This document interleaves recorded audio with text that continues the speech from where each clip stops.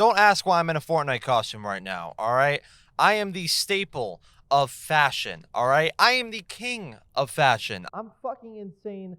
Don't chat at me. Anyways, after that random intro, I decided to go through the Twitter because why not? And I found something that was deeply disturbing. IGN rated Modern Warfare 2 campaign a 6 when they've rated Vanguard a 7. Make it make sense. I myself was completely enraged to the point where I said, you know what, I'm going to make a video out of it. Because, why not? So, we're all going to go through this shitty review together, and we're going to see why they rated it a 6 out of 10. Before I do, though, I need you to do me a favor and just down there, just, tickle the subscribe button for me. Thank you. Anyways, let's get started.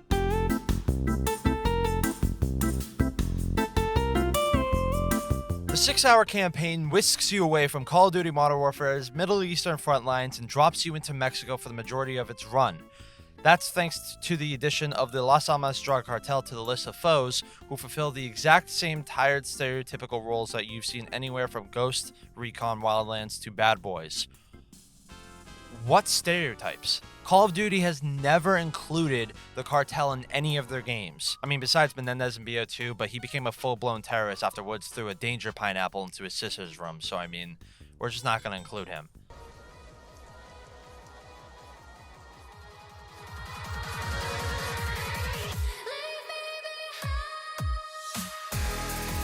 They are heavily embroiled in a plot that involves an Iranian arms deal, stolen U.S. missiles, and the interplay between multiple nations' special forces. The quality of this story is a substantial step down from its predecessor, where Modern Warfare examined the human stories that emerged from military occupation and lightly assessed sacrificing a piece of your own morality in order to protect the civilian world.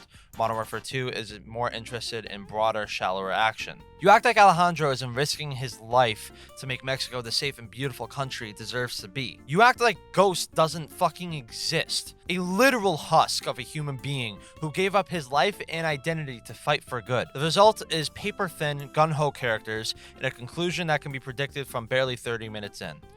I'm sorry. First off, the result is paper-thin, gung-ho characters. Are we not going to talk about the banter between Soap and Ghost throughout this entire campaign? I mean, what was predictable? That Graves, the charming and handsome man he is, turned on us? Or was it after he turns on us, Soap gets injured and must fight an entire town filled with shadows with the intention to kill him and Ghost? Or maybe it was the identity of Elsa Nombre being an old friend of Alejandro's. Or how about the time Laswell goes on the field, got kidnapped, and fucks up her captor? Or maybe when it was Nikolai and Farah returned for a mission. I mean, that one is kind of predictable because Farah's an operator in multiplayer, but I mean, still. Expect less Catherine Bigelow and more Michael Bay vibes for this chapter.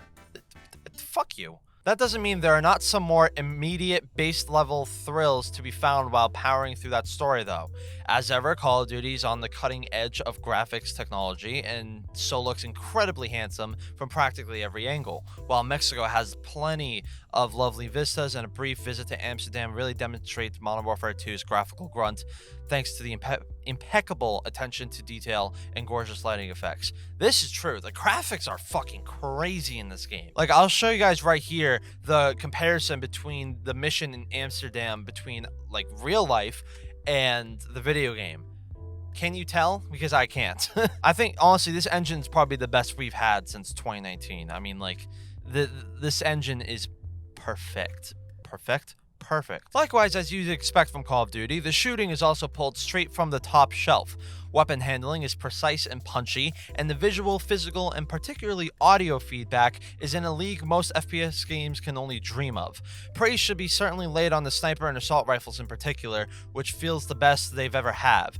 There's a seemingly never-ending collection of weapons to pick up, each of which feels distinct in feedback and form, although rarely does the mission design favor one type over another to the point that different gun categories can feel interchangeable.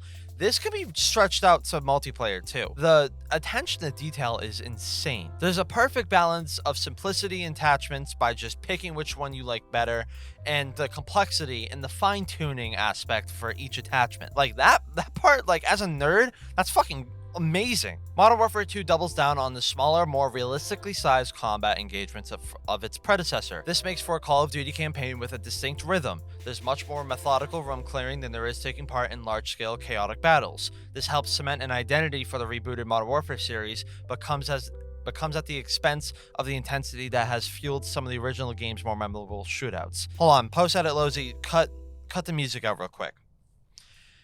Are you complaining that Modern Warfare 2, a game that was worked on by not only the writers, the devs, and everyone in between, but a lot of the 100,000 vets that work for Activision to make their games as accurate as ever, isn't entirely about full-blown shootouts or explosions happening everywhere, but rather a realistic campaign that was detailed to the teeth? If you want the type of gameplay, go play the Black Ops campaign. I mean, you said it yourself. Expect less Catherine Bigelow and more Michael Bay. Like, why are you contradicting yourself here? I'll be more welcoming of this change if it weren't for the addition of armored enemies who must have their helmets or vests shattered before you're able to land the killing blow. They initially feel like they're fun curveballs, but quickly become annoying bullet sponges that not only erode the efficiency of Call of Duty's long-standing double tap to kill approach, but also shatters any of the realism those small encounters are attempting to build. This is actually very true. The armored enemies are so fucking annoying to deal with because it feels like they're just wearing a flexible Kevlar suit. Like, it's insane. Mission design is, as you expect, admirably varied and often built upon a novel concept. Those that fall back on more standard templates feel underwhelming and often quite static, with multiple hold-the-line objectives and such generic fare, although these are thankfully outnumbered by levels with better purpose. But while most developer Infinity Ward campaigns have had a poster child mission, all gillied up, no Russian, and clean house just to name 3, no, Modern Warfare 2 struggles to make anything quite as memorable.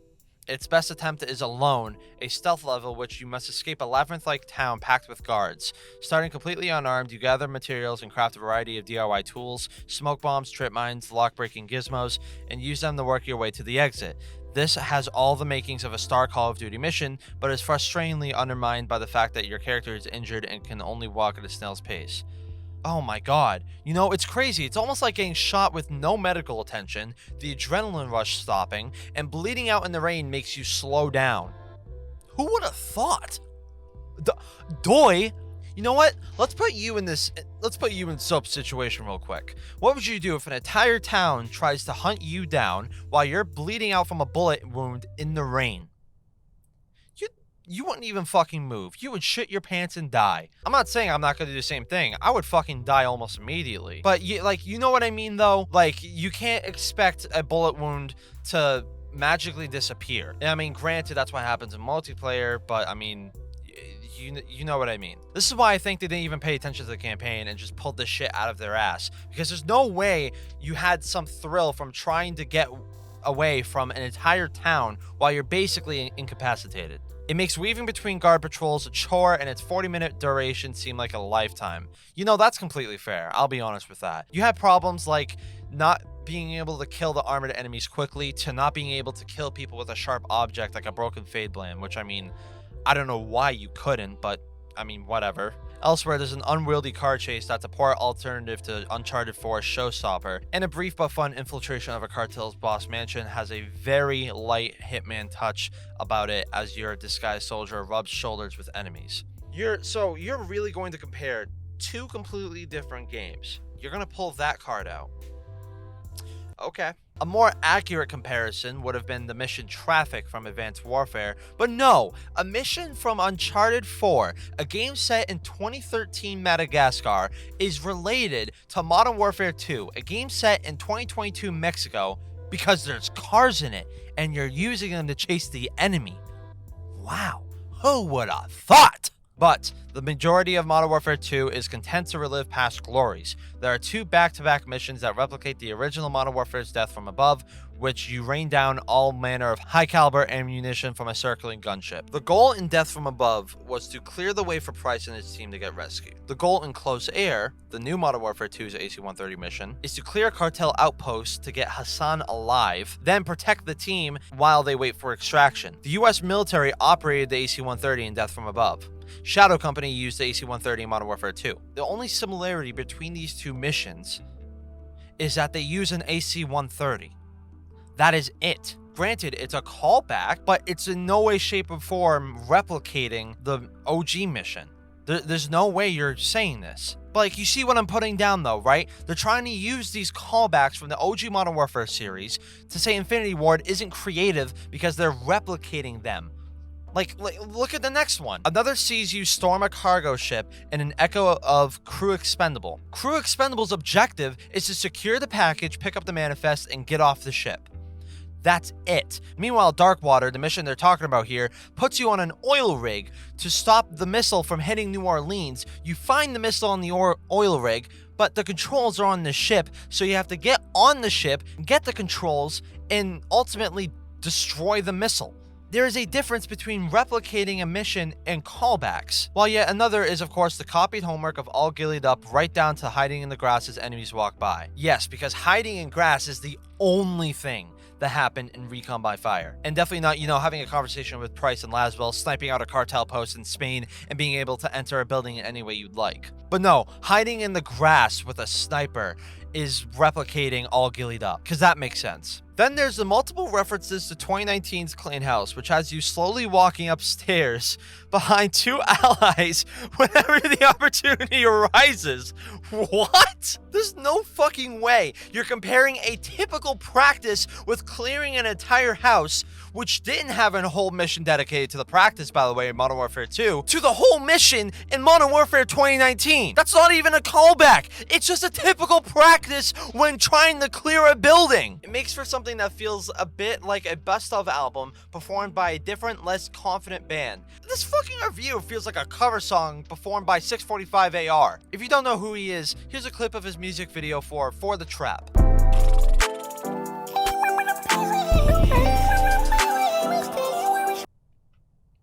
Now you know what I mean. That's not to say there's no merit or fun in these covers. The gunship missions demand much more precision than their inspiration thanks to targets often being close to civilians, and there's much more deliberate feeling in how you use each of the plane's 3 ammunition types. Dark Waters, the cargo ship level, makes great use of moving cover as containers slip and slide across the wet deck. And Recon by Fire, the sniping mission, provides you with a backpack filled with various tools that provide a greater degree of tactical choice when it comes to clearing buildings. Will you breach the doors with explosives and fight inside, or drop a tear gas grenade down a ventilation shaft to force your enemies out of the open? Alright, you know what? At least they like the ability to choose how to clear a building. Because, I mean, in this case, I guess it's the fucking small things that count. I would have liked to have seen the backpack system used across the entire campaign. While I believe that Call of Duty's strengths are firmly in linear scenario design, Recon by Fire demonstrates Infinity Ward absolutely has the ability to weave some choice into encounters. Now here's the thing, I'm not saying the backpack system is bad, but I think we're going to see this backpack system in DMZ. That's probably why they use this system in the campaign, just to give us like a little sneak peek of what's to come. I would love for this system to have an animation for when you're switching between different tactical and lethal throwables. I mean, at least for DMZ, because that makes sense. But it's sadly just a number of mechanics that feel included to be a momentary novelty rather than the basis of something richer. It's joined by an armor plate system that's used for a single mission, seemingly as a nod to Warzone rather than any tactical benefit. This is not true. You are lying to your viewers. If you decide to, play the campaign again and try to find some of the vaults that are put all throughout the campaign. Look them up, find the codes, whatever. Some of them do have armored plates. So I mean, despite the vaults being sort of like an Easter egg or like a secret or whatever, you guys haven't done your research. You guys barely know anything about the campaign. Thus, you're providing your reader with false information. So, nice. Good job, IGN. You guys are fucking cool. Had both mechanics been woven into the fabric of the campaign as a whole, then the movement to movement could potentially have been elevated with a layer of micro decisions. Maybe that would have made fighting those groups of bullet sponges more pleasant. I mean, I'm not gonna lie though, some missions would have been ruined had the system been woven into the fundamentals of the game. A primary one would have been just tradecraft in Amsterdam. Having armor or a backpack would have made no sense. Because I mean, like, having a backpack with all different types of like grenades and tacticals and stuff, it didn't make the game easier, because the Molotovs are the armored enemy's Achilles heel. Like, those things decimate them in a second. As a final note, Modern Warfare 2's campaign is also a little buggier than I expect of a Call of Duty. Performance is consistently slick, but when playing on PS5, I've seen occasional texture pop in on larger maps, and ugly low-res textures on some elements like water. I mean, well, there's your problem. You're playing on a PS5. play on a PC or an Xbox like a fucking chat, first off. Second off, water is extremely difficult to work with in any video game. Although I haven't experienced any major issues besides the water in the tunnel and alone not showing up. I've seen a lot of different issues with reaching checkpoints and stuff, and it's honestly just small stuff, but it's annoying because sometimes you'll have to restart the mission. I also encountered a save corruption bug at the final checkpoint of the last mission, which triggered a hard crash every time it loaded. So I was forced to replay the mission from the start. These are by no means game breaking, but the minor irritants all the same. That's fair, honestly. And that is pretty much it. I'm gonna rate this campaign an 8, and here's why. Besides the enemies and the bugs and stuff, this campaign was awesome. And including a new setting that we haven't seen, like Mexico, is really fucking cool. And I'm not one for a standing culture or anything like that, but this is now gonna be a Graves fan account. Just putting that out there. And before I leave you, my sexy little viewer and hopefully subscriber, please subscribe. This is my personal message to the head of IGN. Fire this goober that reviewed this campaign and hire me. I know what I'm doing. I know what I'm talking about. Thank you.